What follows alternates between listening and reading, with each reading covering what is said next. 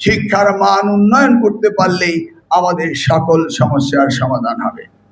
আমি বিশ্বাস করি, আমি জানি, আমি বুঝি, আমি দেখেছি যে বিগত সরকার শিক্ষাকে অবহেলার পাত্র হিসেবে গণ্য করেছিল।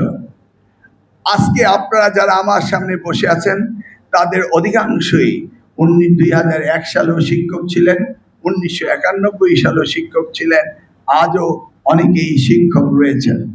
আপনারা যেই বিষয়টিকে গুরুত্ব দিচ্ছেন যে নকল, সেই বিষয়ে আপনারা প্রমাণ করেছেন সরকারের সদিচ্ছার সাথে আপনারা সম্পৃক্ত। আমি যখন এই আন্দোলনে নেমেছিলাম, আমি আমেরিকা থেকে ইম্পোর্ট করে শিক্ষক আনিনি, আপনারাই সেই সময় সহযোগিতা করে বাংলাদেশের নকলকে উচ্ছেদ করেছিলেন। একই শিক্ষকগণ আবারও সরকার পরিবর্তন হওয়ার সাথে সাথে আবারও একই অধ্যায়ে আমরা ফিরে গিয়েছিলাম, but different mode of operation, not directly coping. এই যে ডিফারেন্ট মুড অফ অপারেশনে গিয়েছিলেন, তখন এই শিক্ষকরা নীরব ছিলেন, কারণ সরকার এই বিষয়টিকে এতটা গুরুত্ব দেয়নি।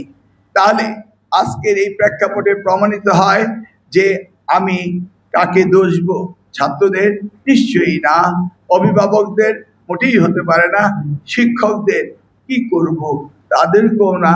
তাহলে দোষতে হবে কাদেরকে? ওই মধ্যের চেয়ারে যিনি এসে বসেন, শিক্ষা মন্ত্রণালয়ের দায়িত্ব নেন, তাকেই এই দায়িত্ব নিতে হবে। তার সদিচ্ছার উপরেই সব কিছু হয়। Am I right?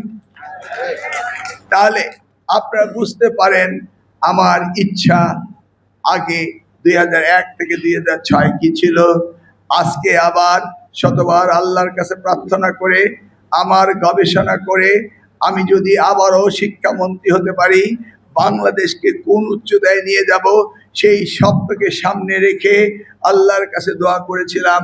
রহমত নাজিল হয়েছিল জনাব তারেক রহমানের, এবং তিনি আমাকে এই দায়িত্বটি দিয়েছেন। অতএব আপনাদের বুঝতে হবে, এই শিক্ষা মন্ত্রণালয় আমার একটি ইবাদতখানা, এটা আমার একটি উপাসনালয়, এটি হচ্ছে আমার সদকায়ে জারিয়া পাওয়ার জায়গা।